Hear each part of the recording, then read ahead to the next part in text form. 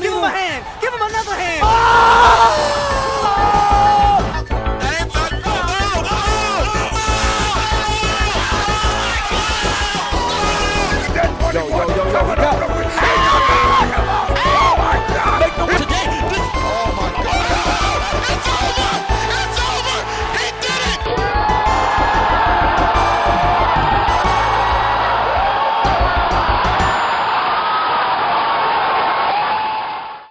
So before we talk about fighting games, we gotta talk about the Super Nintendo. I've had this in my life since I could remember, and my parents had it before I was even born. I started playing video games at the age of 4 with Super Mario World and The Legend of Zelda: A Link to the Past. Granted, I was never good at these games, and I never actually got around to beating Link to the Past until I was 14, but nevertheless, a new passion for playing video games was born. Another game I got into was this one, Street Fighter II: The World Warrior, and for some reason, 6-year-old me liked it. And I still like it. I think it's a fun fighting game from time to time to just mess around in. Me and my friends would tear through the arcade mode until the 3 final opponents, Balrog, Vega, and Sagat. We would work our hardest to beat these 3 opponents, and I would play Ryu, and my friends played Ken and Chun-Li. After hours of trying and button mashing because we didn't know what the fuck we were doing, we finally did it. Sagat had fallen and the match went to Ken, and we had beat the game. If you've ever played Street Fighter II, you know that's not how it ends. It's like in Donkey Kong Country 1, where when you beat K. Rool, you didn't actually beat him, you just got way fucking harder. As we all let out huge sighs, we saw the horror that was M. Bison. Round 1, fight! As kids, he was ridiculous, just flying everywhere on screen with his fucking magic hands and dumbass front flip kick thing. And we never beat him. To be fair, I did beat the game later and even took a little photo because I was so proud. But we as a team tried to beat the game. We barely would fight each other, and when we did, it wasn't for long. Kind of strange considering the genre of Street Fighter is a fighting game. However, when we did fight the Shadaloo members, we would encourage each other. When the life bars got low, we grew silent. When we finally beat Vega because he was the most difficult, we all felt a moment of relief and accomplishment, even though one of us only beat him. Those moments of tension, calculations, encouragement, heart-pounding intensity, and just all-around hype is what brings me to this topic in video. Why you should not only play fighting games, but watch them as well. Fighting games, simply put, are a beautiful thing. Whether you're watching someone make an insane play or playing a friend that you're determined to beat, fighting games are, in my opinion, the best form of competitive esports. Plus, with EVO 2019 around the corner, I figured this video would be a good introduction to someone who thinks fighting games are scary, or someone who's been interested but has no idea where to start. Maybe you've played Smash when you were a kid and want to get into Ultimate. Maybe you've only played 2D fighting games and want to play something different like Soul Calibur or Tekken. Maybe you've never even touched a fighting game but you love the visuals of combos. Well, don't worry, I'm going to cover all those groups and other groups of people I didn't mention. First, let's talk about when I started getting competitive with fighting games, because I think that'll help you understand that no, I am not at all naturally talented at fighting games and I never have been. However, if you don't care about how I started and want to see why you should start, skip to this timestamp. I started getting competitive when I picked up Street Fighter Anniversary Edition for the original Xbox. It came with Hyper Street Fighter 2 and Street Fighter 3 Third Strike, which is the best Street Fighter. Me and my brother and my dad would all fight each other, and that's when I found out my dad knew how to throw sonic booms. I knew fireballs existed in Street Fighter, but I assumed it was something only the AI could do, like in Super Mario Kart when the AI suddenly gets a burst of speed. At that moment when I thought if he could do that, then maybe I could. I eventually learned, and I knew how to do the spin kick too, and with those 2 tools I eventually was the best in the household. Next I picked up Street Fighter 4 on the 360 and Super Street Fighter 4 on the 3DS. Despite being the best in the household, despite beating Seth on hard and knowing how to Hadouken and this god-awful name of a move, I was never good at them. Why? Because I never knew how to Shoryuken. I never knew how to play any other character either. I only knew how to play Ryu and sort of Ken. They're like almost the same, so. Plus, yes, I didn't bother to learn more than I did because I thought those moves were hard to execute. Aside from Street Fighter, there was another series I got into, Super Smash Bros. Unlike Street Fighter, I'm not going to go too deep into it because there will be too much to unpack and this video will be way longer than it needs to be. All you need to know is that I discovered the Smash Bros. Documentary. I saw Mewtwo King's dominance, Ken's reign as king, the insane MLG 2006 Grand Finals. I saw all the prestige and pride these people had, and that's when it happened. I finally understood why Buddhists stay in the mountains when they try to reach enlightenment, why they meditate for hours on end. The journey of self-improvement.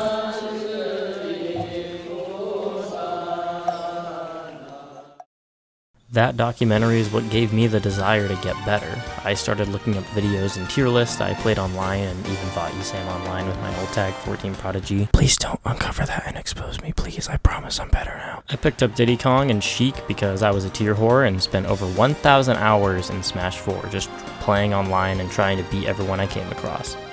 And despite its later introduced $5.99 win system after the last batch of DLC, I look back on Smash 4 with huge amounts of fun and dedication. Watching and analyzing tournament players, these are all the reasons I got into fighting games. Because you go on a journey of self-improvement. But maybe you're not like me, maybe you just don't have a drive to beat everyone at these games, or you don't think you're good enough to. Well, despite you being absolutely wrong, there's another aspect to this video that I want to touch on. Watching other people play fighting games.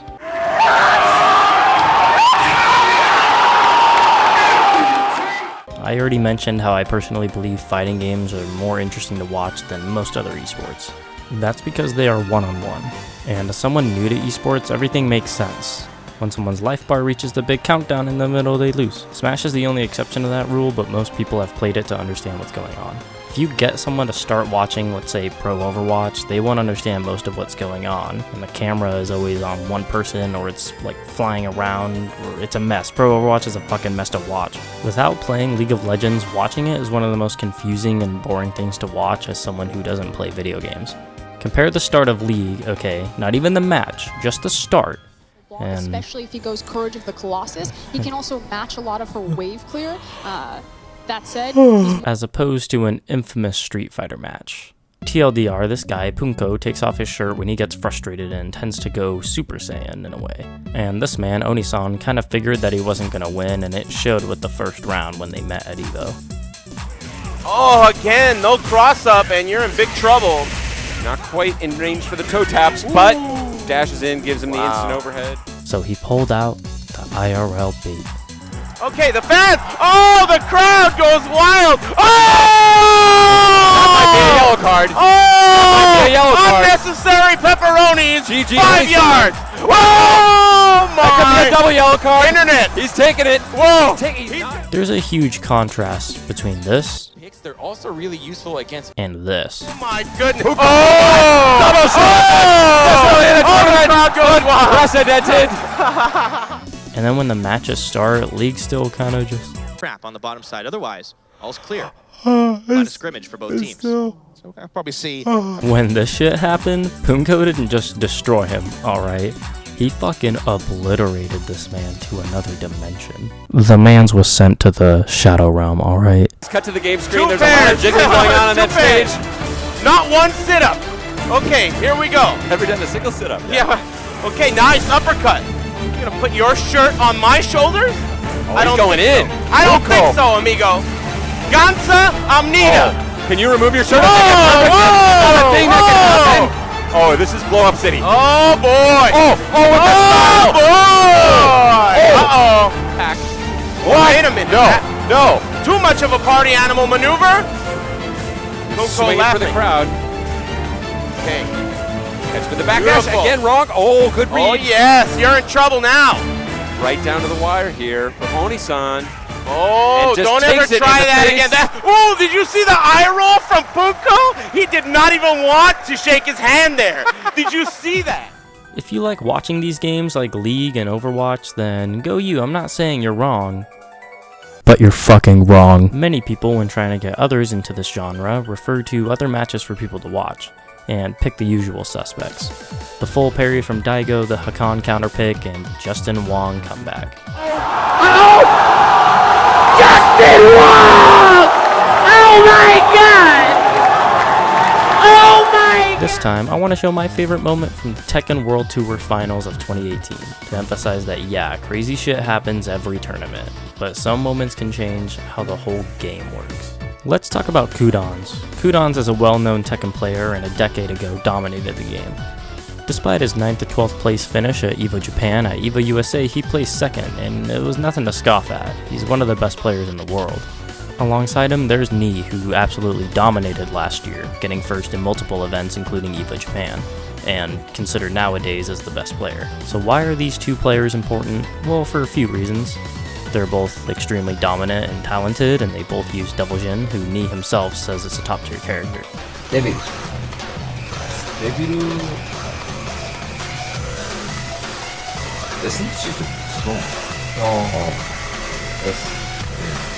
For those of you who don't know, tier lists are sort of a way to show how good characters are compared to each other. Usually in high level play, you will rarely see anyone from a lower tier, and that's why the Hakan counterpick and aMSa's Yoshi are so memorable. Because on paper, the low tier should lose.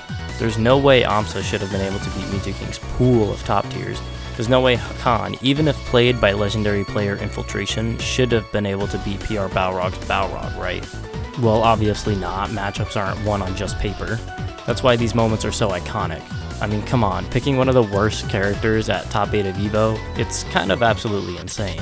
However, what's more crazy is that he won. aMSa's lone Yoshi beat M2K, who's considered one of the gods of Melee. These moments are few and far between. Infiltration hasn't picked a low tier as iconic as Hakan, and poor aMSa got 49th for the last Melee EVO ever. That's why Rangchu, as a player, amazes me. Because not only does he pick a low tier, he absolutely dominates with her. Panda, who was seen as a low tier character, to my knowledge, no one else really plays, which means no one has ever prepared themselves for fighting her. She's a big, slow target. In a game like Tekken that's all about juggling, of course you wouldn't want to play her. That's kind of absurd and ridiculous.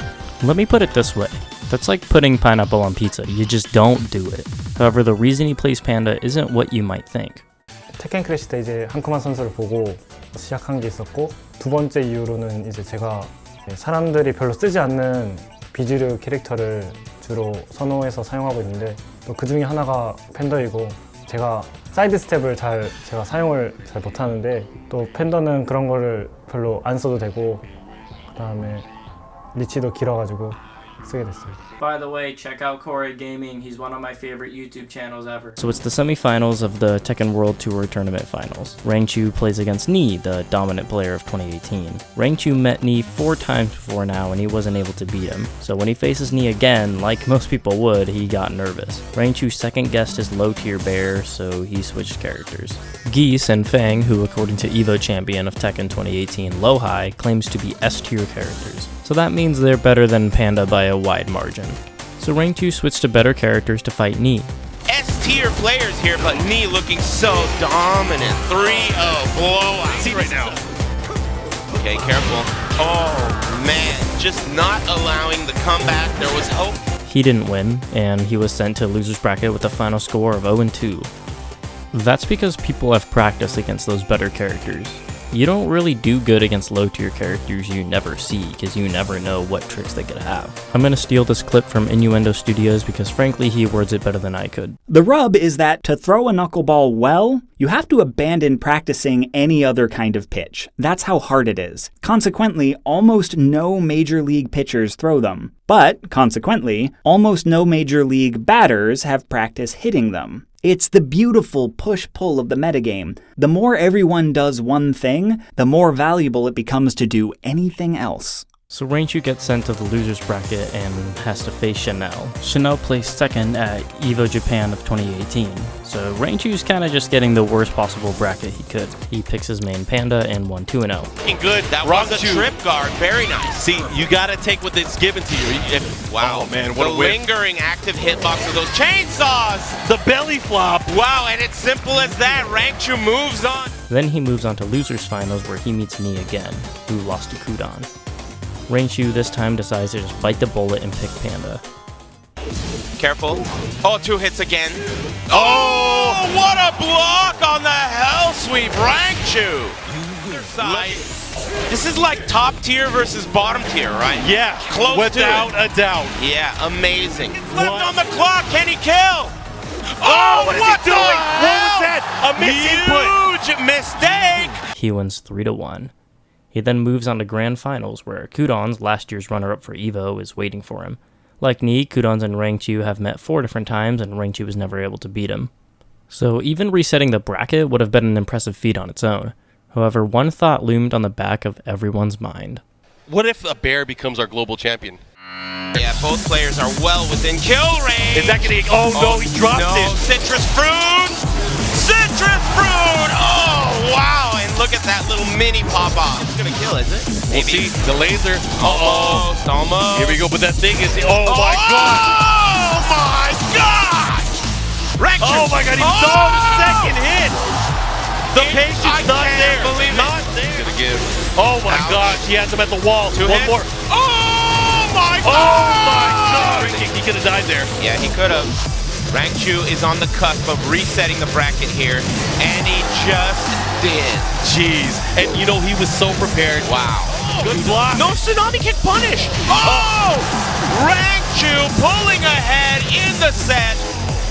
This is huge. Yes. He's gonna get the wake up. And the wall. Oh my god! Oh man!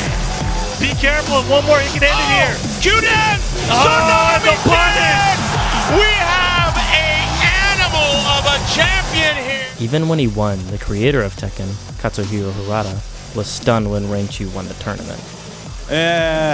Panda. Panda. Really? Congratulations. Come on, who doesn't love a good underdog story? That's why Karate Kid is so fondly remembered despite a lot of dumb shit in that movie. Moments like this are what make me love watching fighting games. You wanna know why else? Because Rangchu on his own pulled it off. There was no teammates and there was no coach to even console him when he lost or to give him any tips. There was no one else, just him and his innate skill with a harder to learn character. Instead of cheering for a team, you're cheering for one individual, whether it's because of their personality.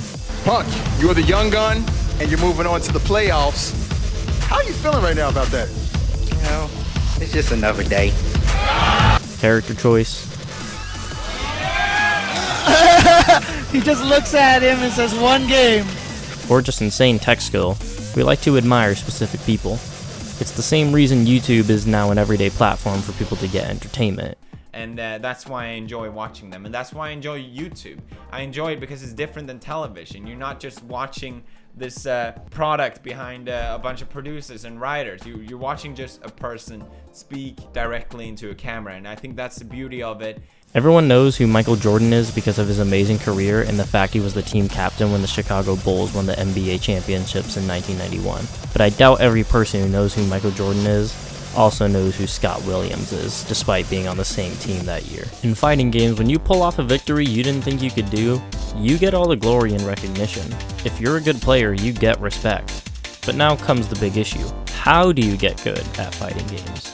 So now I get to talk about the fun part, which is actually playing these games. But some of you probably don't know where to start, so let's talk about it. I'm going to address the 4 types of fighting games and which ones you should play depending on what games you're gravitating towards. I know some people who just want to get better at Smash Ultimate and that's it. I know people who don't know corner circle motions or don't like doing them, so they stick to 3D fighters like Tekken. There are some people who play Dragon Ball just because the graphics and the fact that combos look visually insane. It's me guys, I'm that person. So let's talk about what I'm going to refer to as footsies games. These are your Mortal Kombat, Samurai Showdowns, and of course, Street Fighter. These games focus on footsies. Footsies is generally seen as the ground-based movement in fighting games, dashing into your opponent and then backdashing once they strike in order to punish. These games are all about mastering basic fighting game concepts. Consider this the trained martial arts of fighting games, like Judo or Wing Chun. Anti-air, zoning, blocking properly, and neutral. In Street Fighter, there's actually not a lot to keep track of, especially because combos aren't too long. I know this footage isn't the most interesting to watch for a lot of people, I get it. However, these games also have a layer of complexity in the form of special moves. Street Fighter special moves are going to be a little hard for some people, but I think it kind of makes sense. Of course, throwing a fireball, doing a spinning pile driver, or literally throwing yourself across the stage is going to be harder than just jabbing your opponent. The thing about Street Fighter is I think it's a good game to start out with because of the release of Street Fighter V. They've really been pushing the idea of accessibility, for better or for worse. However, some people may not like the fact it's mostly just walking back and forth with occasional jumping with very small combos. If 6-year-old me could learn this game on the Super Nintendo, you can learn it now. It's really not that hard. However, let's be honest, sometimes you just want to kick someone's ass in the coolest fucking way possible. Well, luckily there's a game that pushes accessibility and still makes you feel like a badass.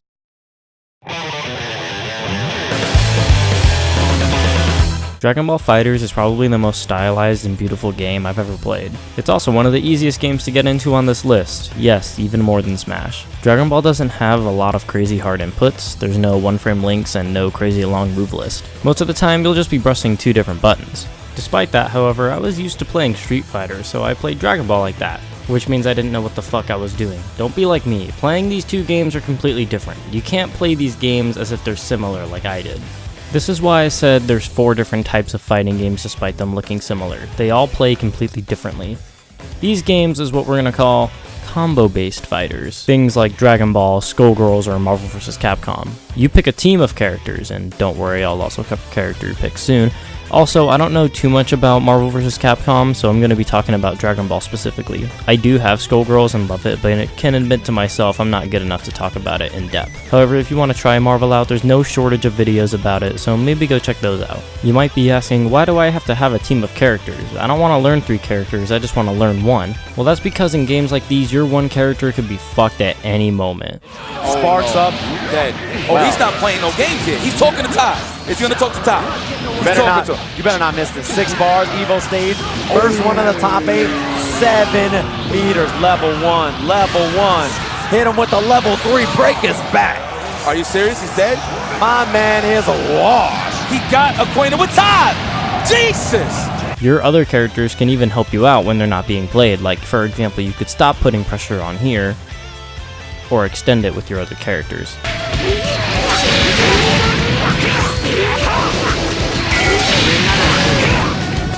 Plus, you can combo your crazy-ass supers into each other with the press of a single button. Also, learning different characters is easier in this game because most of the inputs are the same, unlike in Street Fighter where the diverse roster and different hand motions usually dictate who you'll be playing. Dragon Ball characters all have the same execution but completely different archetypes. Playing as Goku Black and Broly aren't going to be the same thing, but with making inputs really easy and identical, you can really try any other character without learning new hand motions like doing charge motions, which I personally really don't like.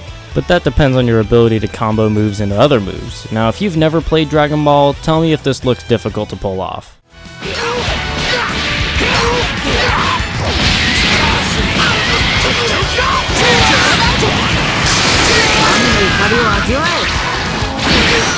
Looks like it'd be pretty tough, right? Nah bro, it's actually really fucking easy. The thing about these games is performing combos is really just how you can turn an input into an output. For example, if you're trying to feel each other out and you get hit by a measly light attack, it doesn't seem like too much of a big deal. However, in combo-based games, you just have to get that initial push to let the snowball roll, and that shitty baby jab can turn into this shit. However, in this game, there's a few defensive options at play: high block, low block, air block, and reflex, which are all easy to do and actually difficult to get around. Play Dragon Ball FighterZ, it's available on every single modern console and PC, so give it a try, it's really not as scary as you think. This is definitely the best game for any newbies trying to get into fighting games, I promise you. But let's say you don't want to play 2D fighters and want something with a little more complexity than Dragon Ball. You want a more arcadey feel to your fighting game. Well, for that, we'll have to jump into another dimension altogether. I'm going to preface this by saying 3D fighting games are probably the most difficult to start playing. However, there's a totally different feeling you get from playing these games.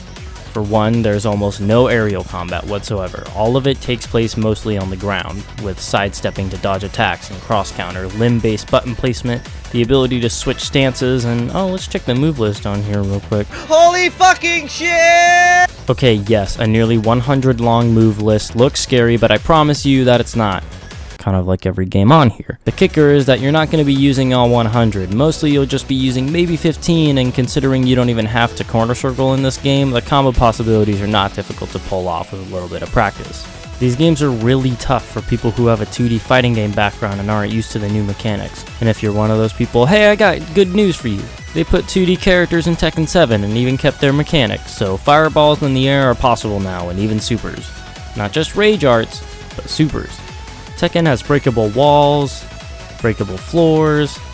It's really a lot about stage picks in this game too, which brings a whole new different dynamic, where usually if you pick a stage, it's just kind of like flat in 2D Fighter, so it doesn't really matter. In Tekken, that can be the difference between a very, very long combo or just a 3-hit string. So if you want something that's more about outmaneuvering your opponent and like the unique gameplay aspect of 3D fighters, then try them out. Okay, no cool transition this time. Most of you are here for Smash anyway. Let's get it over with. So out of every game on here, I have the most experience with Smash. Alright, I played Project M, I played Smash 4, and I own Ultimate now. So this is definitely one where I feel the most qualified to talk about how to get good. The problem is that Smash is a little more trickier to dissect. Think of Smash like sumo wrestling. In sumo, the whole goal is to try to push your opponent out of the ring. That's the same concept here. The more you hit your opponent, the more they're gonna go wee! Smash's combos is the most reliant on your knowledge of the game at that very moment in time. What combos will work at this percent? Which combos won't? What's gonna kill? Stage control. Then the one that seems to handicap everyone is definitely edge guarding. Okay, I'm gonna teach you guys how to edge guard right now. Use your quickest aerial move and get them off of the stage. And then just keep them off of the stage with your quickest aerial move. Or with your down smash or down tilt or side tilt or whatever's gonna work. It's really not that hard to edge guard. I think the thing that really keeps people from doing it is they don't want the risk of SDing or getting footstooled, which believe me, I know that pain. Fuck you, Aiden. Like Tekken, Smash is also very dependent on your stage choice. Some characters are just better on some stages than others. For example, I personally believe Wolf is pretty good on Battlefield, where Little Mac is bad on every stage. Smash is also way more focused on aerial combat. It's the exact opposite of Tekken. Now I know some may not like this statement, and you're free to disagree, but in my opinion, Smash and Street Fighter are the most psychologically intensive games on here. I would also say that of every game on this list, Smash is the one where character matchups matter the most. Honestly, I would say that's it for Smash, because I really feel like a lot of it is stage and character knowledge, so maybe I'll make a whole video about that as well. Also, I plan on making a video entirely on edge guarding, so if you have any interest in that, look forward to it, I guess. So let's say you've picked your game of choice. Well, now what? Now you get to pick a character, but that's easier said than done, especially with DLC characters being added to games. You don't know if they'll be worth the purchase or not. Well, if you truly have no idea where to start, I'm going to tell you where to start. And I'm going to tell you who to pick for each game. If you're new to Street Fighter, play Ryu. If you're new to Mortal Kombat, play Scorpion. Tekken, Kazuya, or Heihachi. Smash, Kirby. Dragon Ball, Goku Super Saiyan, Goku Black, and Vegeta. These characters are going to teach you the basics and fundamentals of the game that you chose. After you get comfortable with the basics, you can choose any other character. Typically, there's 3 character archetypes in fighting games. I'm going to list them off and put on screen who I think fits that description. First, we got the glass cannons. These guys are the kinds that you want to pick if you don't want to let your opponent breathe. You're always ready to deal high damage and long combos, but you can't exactly take it. Next, we have zoners. You like to slowly whittle away at your opponent's life bar and their sanity. You don't do too hot at close range, and you're good at fighting from across the screen. But when the opponent does close in right when you want them to, you know how to get rid of them. A complete contrast from grapplers or tank-like characters. You're all about making your opponent scared and having them play right into your hands. You know you're a huge slow target, but you accept that trade-off with your ability to intimidate others and have huge high damaging moves. So after which specific character choice, you now have to know how to use them. Here's where you look up guides or watch tournaments to know how they operate. Learn every special move, potential combo, and learn how to link into your super arts or rage arts. Learn their strengths and their weaknesses, and know just at what time to use specific moves. I'm going to wrap this video up soon, I promise, but I want to make a few key notes for players. 1. Don't let your losses discourage you. Trust me, I know it's demoralizing, but you can do it. You just gotta do a little more research. Have your ass handed to you a few more times, but I promise you'll get to that higher skill level. Playing with friends is a good way to practice while keeping it fun. 2. Stop button mashing. Sometimes when you're getting hit, you just have to hold backwards. Pressing buttons isn't gonna make you hit them first, it's gonna leave an opening. If you hold block while you're down, in most cases the opponent will now have to open you up instead of you just handing them a free victory. 3. Spam sucks, but it is easy to get around. Most moves can either beat out the spam or you can choose to make your opponent approach in some cases. Sometimes you can just spam a move that's better, but again, just look up how to beat it, and if you can't find a way to, make the training mode dummy do that move until you find a way around it. 4. Samurai Showdown. Samurai Showdown is the newest game from SNK, and it literally just came out a few days ago. So if you're scared about a scene that's already been established, go try Samurai Showdown out. It's not out on all platforms yet, but I believe it's out on PS4 and Xbox One now. 5. Watch EVO or any tournaments if you plan on playing these games. If I'm right, I should have published this video a week before EVO 2019, which means that if you picked up these games, you're in for a treat. As you watch, you'll pick up strategies from other players, see insane sets because they happen at every EVO, and hopefully you'll find a player you can admire and start cheering and hoping they'll win. Then you'll start recognizing other faces and names and get a little more involved in the fighting game culture. And maybe you'll just be as obsessed with fighting games as I am. Just one thing I want to say. Fighting game is something so great.